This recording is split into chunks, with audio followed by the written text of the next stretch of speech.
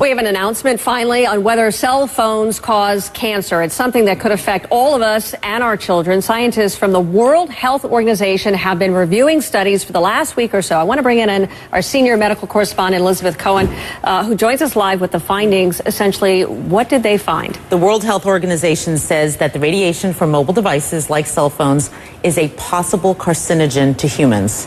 This is a very big deal because you and I have done segments about this before. Sure. It has gone back and forth. And this is really the first time that a large group, and it doesn't get any more sort of prestigious in many ways than the WHO, to say that it's a possible carcinogen. It puts it in the company of several other kinds of things. And so I want to tell you what it is, and I think that might give people an idea of what we're talking about. It puts it in the company of things like lead is also a possible carcinogen, according to the WHO, as well as engine exhaust and chloroform. So that sort of gives you an idea of the kind of risk that we're talking about here. I can't help but ask, I mean, should we be alarmed? Should we be freaking out over this information? You know what? I really hope that people who are listening to me are not freaked out. For two reasons. One, they won't do the right thing, and we'll talk about what the right thing is in a minute. And two, they'll panic, and that's kind of silly because all these years we've been on cell phones and holding them to our heads, which is what we're talking about as being bad. That's done. You can't do anything about that. And if you're on the phone right now, you don't need to drop it. You know, it's not that kind of a carcinogen. It's a kind of a carcinogen, or allegedly, possibly, that would build up over time. One phone call, doctors tell me, is not going to give you cancer. So what should we be doing? With this new information, what on earth should we be doing now? We are so lucky that there is something that we can do, because a lot of medical problems we can't, but we're lucky that there is something, and I am holding it in my hands right now. You use a device to keep that phone away from your head. Okay, I'm going to make it very simple.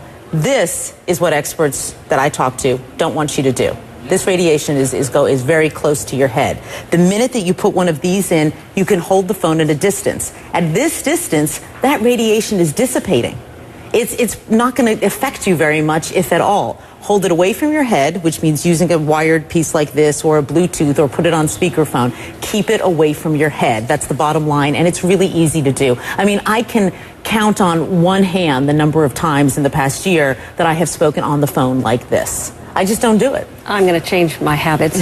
Do you have any idea, or did WHO say anything about whether or not it can be on your body, on your person, in a pocket, in a holster, or anything like that? Did they weigh in at all? WHO really focused on gliomas, which are brain tumors, because that's what a lot of the studies have been on. But Suzanne, I've certainly spoken to experts who say that they themselves do not carry it on their bodies, that they figure why take that risk if there is a risk, and so they will carry their phones in their purses or in a briefcase. You know, they'll try to keep it a bit of a distance away from their bodies, but the jury is still out on that. And what do you think cell phone companies are going to do? How do they respond to this? Is there a way that they can manufacture a safer phone, or? Right, we're seeking a response from the CTIA, which is the industry group, and I think what could happen is that people like the FCC, or other groups like that in other countries might say, this is important what the WHO is saying, and so maybe we ought to tell cell phone companies to make phones with lower radiation. You know, that's a possibility. They may say, tell cell phone companies, go back to the drawing board, come up with a phone that emits less radiation.